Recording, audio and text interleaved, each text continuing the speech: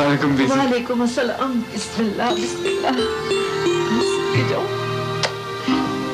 बेटा, तुमने बहुत अच्छा किया जो इसे यहाँ ले आए। बाप, तुमने अपने आने की खबर क्यों नहीं दी? बाबा जान, इससे तो बात खुल जाती। ओ खान साहब, उसको जरा आराम करने दो, इतनी दूर से आया है। बैठो बेटा बैठो।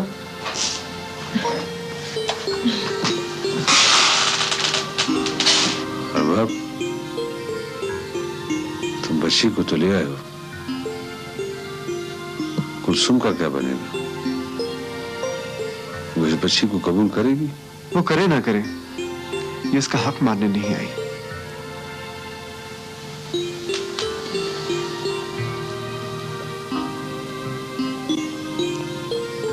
वो बड़ी जिद्दी लड़की है। और एक बात और, कुलसुम मां बनने वाली है। तो फिर क्या हुआ? आने वाले का अपना हक है और इसका अपना। बीजी, कुलसुम को बुलाए, वो कहाँ है? वो बेटा दरअसल तुम्हारे जाने के बाद कुलसुम अपनी माँ के घर चली गई है। क्यों? सब ठीक हो जाएगा, मत घबराओ। तुम बस एक काम करो, कुलसुम को टेलीफोन करके बताओ कि तुम आ गए। नहीं बेटा, ऐसे हालात में तुम फोन मत करो, मैं फोन करती हूँ। तानज़ार, खान साहब लेना, अपनी पोती को तो देखें, कितनी प्यारी है। बिस्मिल्लाह।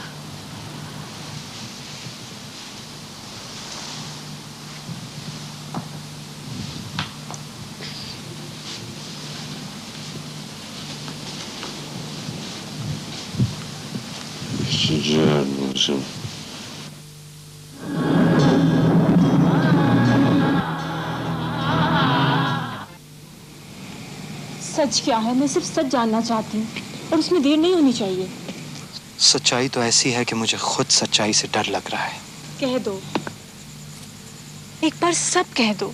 मुझे नहीं मालूम कि ये कैसे हुआ, सोचा भी नहीं था। बात को सहारे मत दो शहाब।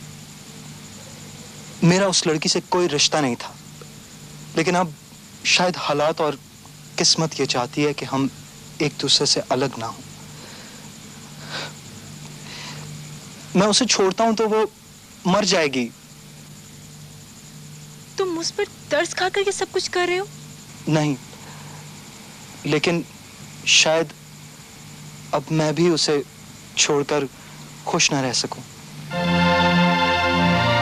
और जो कुछ तुमने मुझसे कहा वो? माहा, तुम एक डॉक्टर हो, जानती हो जिंदगी कितनी कीमती चीज होती है।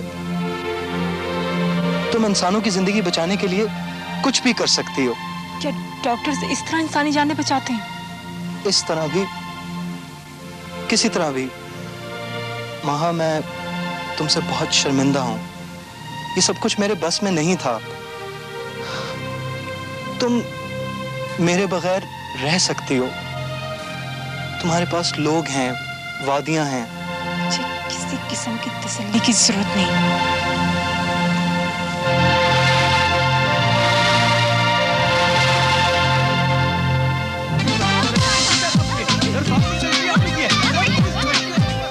क्रिकेटर्स क्लोजअप टूथपेस्ट अपने माउथ वॉश और माइक्रो ब्राइटनेस से आपको दे ताजा दम सांस और चमकते दांत। कॉन्फिडेंस जब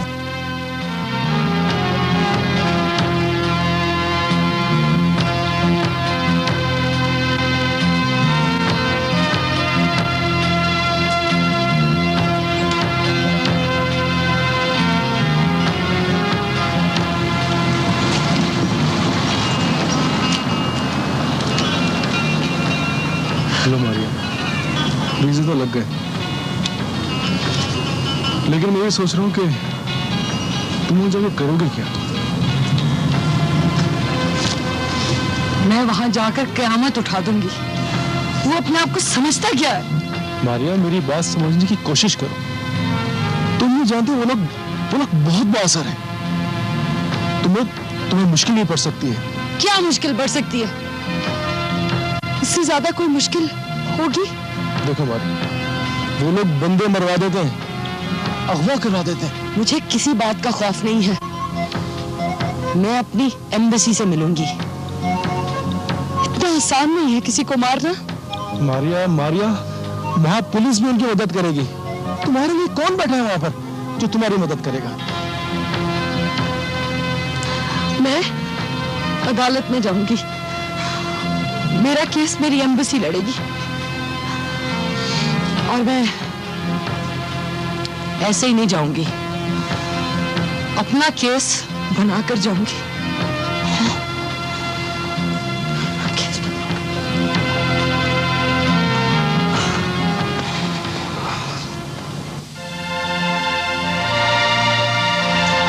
देखो, घर चलो, मैं तुम्हें लिखकर देने के लिए तैयार हूं कि मेरी जायदाद में से उस बच्ची को कोई हक नहीं मिलेगा। सब कुछ तुम्हारे बच्चों का होगा। बस इतना ही जाना मुझे। बाप, मुझे और मेरे होने वाले बच्चे को तुम्हारी किसी शय की जरूरत नहीं है। तुम उस माँ के बारे में सोचो, उसके दिल पे क्या गुजर रही होगी।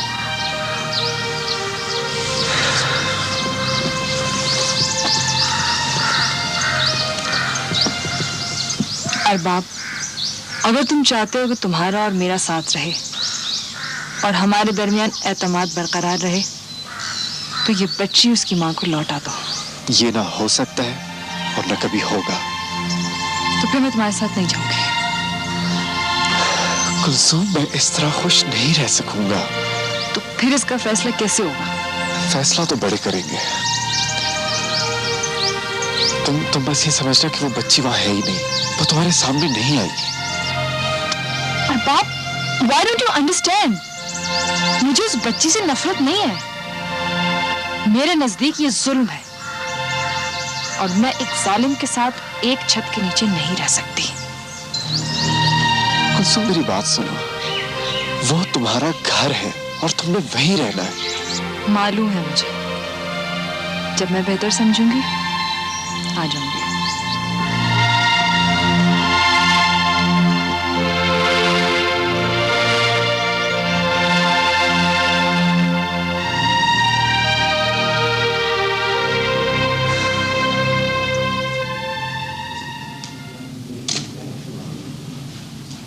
अस्सलाम वालेकुम।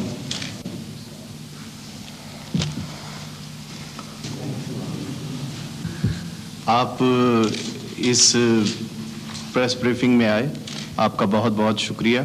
हमने अपनी हिकमत अमली और मंसूबा बंदी से अगवा कुनिंदगान को बरामद कर लिया है। अगवा कुनिंदगान की सेहत अच्छी है और किसी को किसी किस्म की कोई तकलीफ नहीं पहुंची। बहरहाल मगवी हजरात को बाहिफाजत उनके घर रवाना कर दिया गया है। Thank you. आए, आपको चाय पेश करें।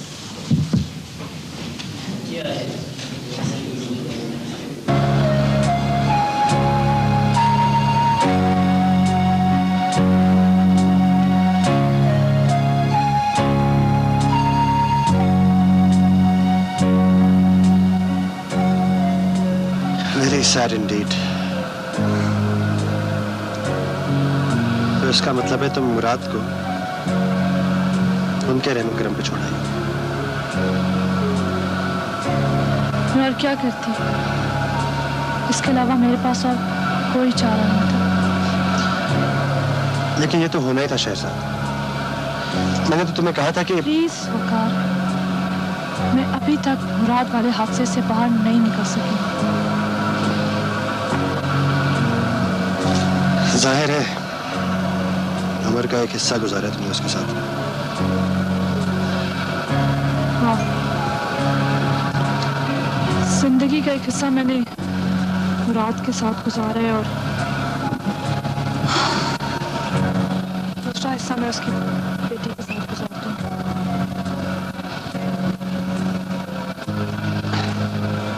लेकिन अगर तुम चाहो तो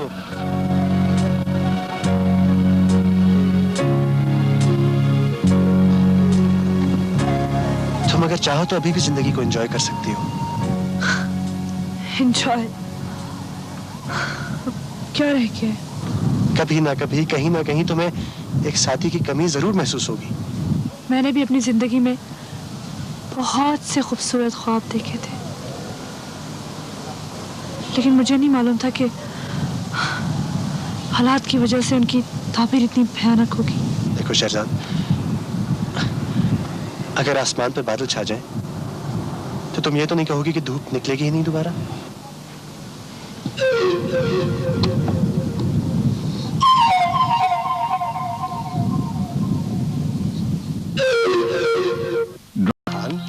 ये क्या कह रहे हो? उधर हमारा ट्रक पकड़ा गया तुम्हारा होते हुए। खान, ऊपर से बहुत सख्ती है। उनको मालूम है कि मैं तुम्हारा आदमी हूँ। हमको अपना ट्रक वापस चाहिए बस। ठीक है खान, मैं कोशिश करता हूँ।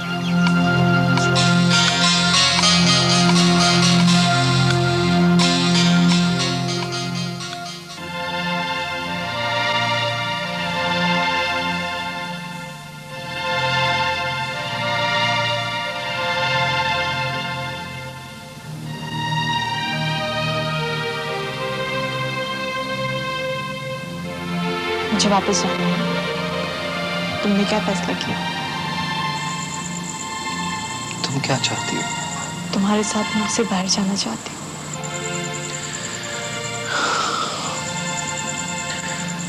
वहाँ मेरा ख्याल से तुम्हें जज्बात से हटकर फैसला करना चाहिए।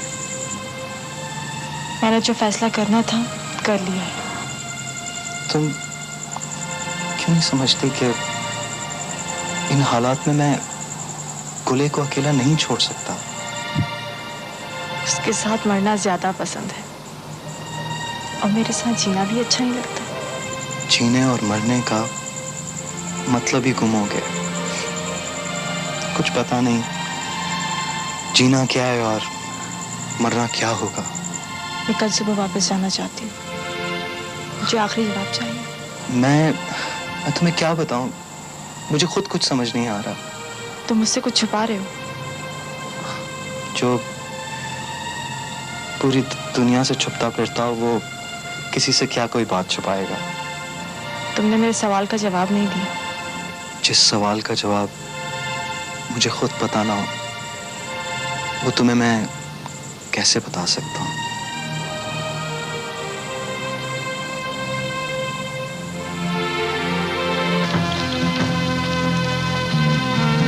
देखिए वकार साहब, आप कॉन्फ्रेंस के लिए आए थे और कॉन्फ्रेंस खत्म हो चुकी है, इसलिए बेहतर यही है कि आप वापस चले जाएं। इसलिए तो आपके पास आया हूँ क्योंकि मैं अभी वापस नहीं जाना चाह रहा। क्यों नहीं वापस जाना चाहते? क्यों रुकना चाहते हैं?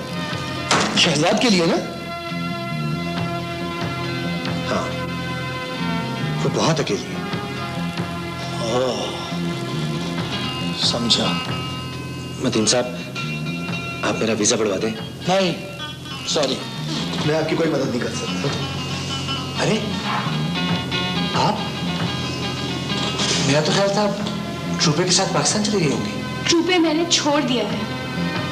लेकिन क्यों? क्यों? दिल भर गया था मेरा।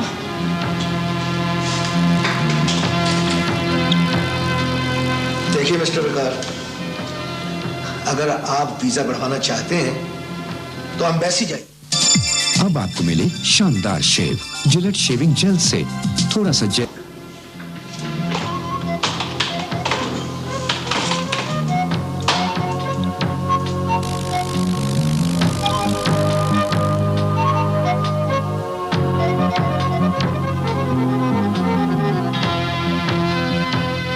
मैं दरअसल वकार का वीजा बढ़वाने के सिलसिले में आया था। देखिए मतीन साहब, वो कॉन्फ्रेंस में शिरकत के लिए आया था और कॉन्फ्रेंस खत्म हो गई। उसे चले जाना चाहिए। जी मुझे मालूम है, लेकिन वो कुछ दिन मजीद रुकना चाहता है। वो उस पागल की बीवी से फिर मिल रहा है। वो आखिर है कहाँ? बस आता ही होगा। देखिए मतीन साहब, अगर वकार न गया तो उसे डिपोर्ट होना पड़ेगा। वकार साहब, आप दो मुल्कों के ताल्लुकात खराब करने की कोशिश कर रहे हैं। आपको यहाँ से फौरन जाना पड़ेगा। मैं समझा नहीं। क्या किसी से ताल्लुक या दोस्ती करने से मुल्कों के ताल्लुकात खराब हो जाते हैं? हो जाते हैं जब कोई मुल्क ये समझे कि कोई उसके बुनियादी नजरिए के खिलाफ बात कर रहा है। देखिए वकार साहब, कॉन्फ्रेंस खत्म हो चुकी है, आप यहां से फौरन चले जाएं। सर लेकिन मुझे मजीद ठहरने की इजाजत क्यों नहीं दी जा रही? देखिए बहस ना करें, आपके यहां से जाने के अलावा और कोई चारा नहीं। सर मैंने कोई जुर्म तो नहीं किया है।